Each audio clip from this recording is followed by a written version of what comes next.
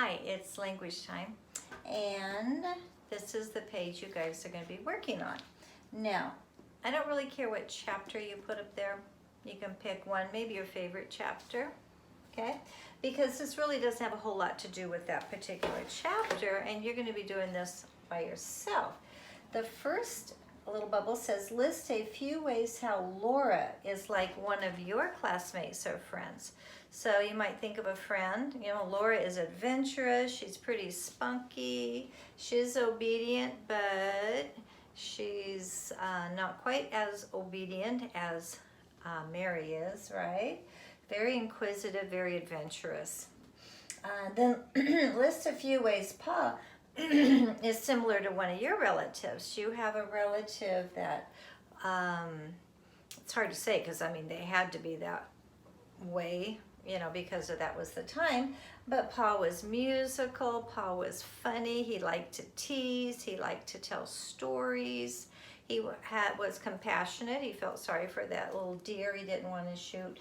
So list a few events from the story that are similar to your life. Did anything happen in this story that you could relate to? You could say, that's like my life. Yeah, my mom does, or whatever, okay? She makes my clothes. So that will be for you to do. And again, would you do this? Whoa, don't do that, but do this. Send me a picture, please. Haven't seen any lately. Please send me a picture. Okay. In the meantime, you're going to be working on that by yourself. You don't need me, but I want to read to you a little introduction into Laura Ingalls Wilder's second book she wrote called Farmer Boy. And Farmer Boy is actually based on her husband, Almanzo. Okay, so when they grew up, they got married, but this is about Almanzo. And how did she know? Well, I'm sure Almanzo told her about his life when they were getting to know one another. So it's called School Days. It's just one little chapter from the whole book, which I do not have.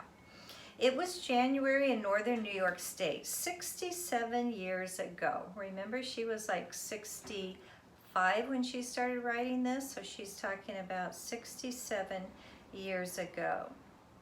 Snow lay deep everywhere. Almanzo is quite a bit older than her, by the way. It loaded the bare limbs of oaks and maples and beeches. Beeches, not ocean beaches. It's a kind of a tree. It bent the green boughs of cedars and spruces down into the drifts. Billows of snow covered the fields and the stone fences. Down a long road through the woods, a little boy trudged to school. You know what trudged is? Walked through the snow. With his big brother Royal and his two sisters Eliza Jane and Alice. Royal was 13 years old, Eliza Jane was 12, and Alice was 10. Almanzo was the youngest of all, and this was his first going to school because he was not quite 9 years old. So he was around 8. So he's probably about 9 years older than her. So when she was 18, what would that make him? About 27. So she married him at about 27. He had to walk fast to keep up with the others, and he had to carry the dinner pail. Royal ought to carry it, he said. He's bigger than I be. Royal strode ahead, big and manly in boots, and Eliza Jane said, no, Monzo. I guess she called him Monzo instead of Almanzo. No, Monzo, it's your turn to carry it now because you're the littlest. Eliza Jane was bossy. She always knew what was best to do, and she made Almanzo and Alice do it. Almanzo hurried behind Royal, and Alice hurried behind Eliza Jane in the deep paths made by bobsled runners. On each side, the soft snow was piled high. The road went down a long slope, then it crossed a little bridge and went on for a mile through the frozen woods to the schoolhouse. The cold nipped Almanzo's eyelids and numbed his nose, but inside his good woolen clothes he was warm. They were all made from the wool of his father's sheep. His underwear was creamy white, but Mother had dyed the wool for his outside clothes.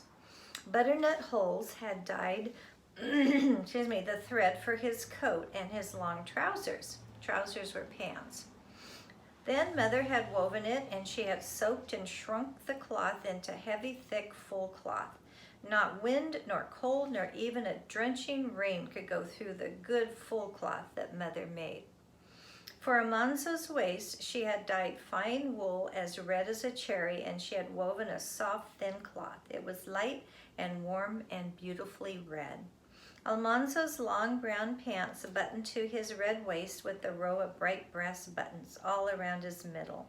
The waist's collar buttoned snugly up to his chin, and so did his long coat of brown full cloth. Mother had made his cap out of the same brown full cloth with cozy ear flaps that tied under his chin. And his red mittens were on a string that went up the sleeves of his coat and across the back of his neck. That was so he couldn't lose them. He wore one pair of socks pulled snug over the legs of his underdrawers and another pair outside the legs of his long brown pants, and he wore moccasins. They were exactly like the moccasins that Indians wore. Girls tied heavy veils over their faces when they went out in the winter. But Almanzo was a boy, and his face was out in the frosty air. His cheeks were red as apples, and his nose was redder than a cherry, and after he had walked 1.5 miles, he was glad to see the schoolhouse. It stood lonely in the frozen woods at the foot of Hardscramble Hill. Smoke was rising from the chimney, and the teacher had shoveled the path through the snowdrifts to the door. 5 big boys were scuffling in the deep snow by the path. Almanzo was frightened when he saw them. Royal pretended not to be afraid, but he was. They were the big boys from Hardscramble Settlement, and everybody was afraid of them. They smashed little boys' sleds just for fun. They'd catch a little boy and swing him by his legs, then let him go head first into the deep snow. We call that bullies, right? Sometimes they made 2 little boys fight each other, though the little boys didn't want to fight and begged to be let off. These big boys were 16 or 17 years old, and they came to school only in the middle of the winter term. They came to thrash the teacher and break up the school. They boasted that no teacher could finish the winter term in that school, and no teacher had ever. This year, the teacher was a slim, pale young man. His name was Mr. Course. He was gentle and patient and never whipped little boys because they forgot how to spell a word. Almanzo felt sick inside when he thought how the big boys would beat Mr. Course. Mr. Course wasn't big enough to fight them. There was a hush in the schoolhouse, and you could hear the noise the big boys were making outside. The other pupils stood whispering together by the big stove in the middle of the room. Mr. Course sat at his desk. One thin cheek rested on his slim hand, and he was reading a book. He looked up and said pleasantly, "Good morning." Royal and Eliza Jane and Alice answered him politely, but Almanzo did not say anything. He stood by the desk looking at Mr. Course. Mr. Course smiled at him and said, "Do you know I'm going home with you tonight?" Almanzo was too troubled to answer. "Yes," Mr. Course said, "it's your father's turn." Every family in the district boarded the teacher for 2 weeks. That means they put them up in their house. They slept there. He went from farm to farm till he had stayed 2 weeks at each one. Then he closed school for that term. When he said this, Mr. Course rapped on his desk with his ruler. It was time for school to begin. All the boys and girls went to their seats. The girls sat on the left side of the room, and the boys sat on the right side with the big stove and wood box in the middle between them. The big ones sat in the back seats. The middle-sized ones, students, sat in the middle seats, and the little ones in the front seats. All the seats were the same size. The big boys could hardly get their knees under their desks, and the little boys couldn't rest their feet on the floor. Almanzo and Miles Lewis were the primer class, so they sat on the very front seat, and they had no desk. They had to hold their primers. I think that stands for primary. It could be primers. I think it's primers in their hands. They're the youngest ones. They're like kindergarten. Then Mr. Corse went to the window and tapped on it. The big boys clattered into the entry, jeering and loudly laughing. They burst the door open with a big noise and swaggered in. Big Bill Ritchie was their leader. He was almost as big as Almanzo's father. His fists were as big as Almanzo's father's fists. He stamped the snow from his feet and noisily tramped to a back seat. The 4 other boys made all the noise they could too. They just thought they were so cool. Mr. Corse did not say anything. My feet are getting so tired I should have sat. No whispering was permitted in school, and no fidgeting. Everyone must be perfectly still and keep his eyes fixed on his lesson. Almanzo and Miles held up their primers and tried not to swing their legs. Their legs grew so tired, I know how that feels, that they ached, dangling from the edge of the seat. Sometimes one leg would kick suddenly before Almanzo could stop it. Then he tried to pretend that nothing happened, but he could feel Mr. Corse looking at him. In the back seats, the big boys whispered and scuffled and slammed their books. Mr. Corse said sternly, "A little less disturbance, please." I'm going to open the door because it's hot in here. I hope the dogs don't go crazy barking. Quiet, quiet. Well, I hoped, but didn't work. For a minute they were quiet. Then they began again. They wanted Mr. Corse to try to punish them. When he did, all 5 of them would jump on him. At last the primer class was called, and Almanzo could slide off the seat and walk with Miles to the teacher's desk. Mr. Corse took Almanzo's primer and gave them words to spell. When Royal had been in the primer class, he had often come home at night with his hands stiff and swollen. The teacher had beaten the palm with a ruler because Royal did not know his lesson. I think I talked to you a bit about how school used to be back in those days, right? Then Father said, "If the teacher has to thrash you again, Royal, I'll give you a thrashing you'll remember." A lot different back then. But Mr. Corse never beat a little boy's hand with his ruler. When Almanzo could not spell a word, Mr. Corse said, "Stay in at recess and learn it." At recess, the girls were let out first. They put on their hoods and cloaks and quietly went outdoors. After 15 minutes, Mr. Corse rapped on the window and they came in, hung their wraps in the entry, and took their books again. Then the boys could go out for 15 minutes. They rushed out, shouting into the cold.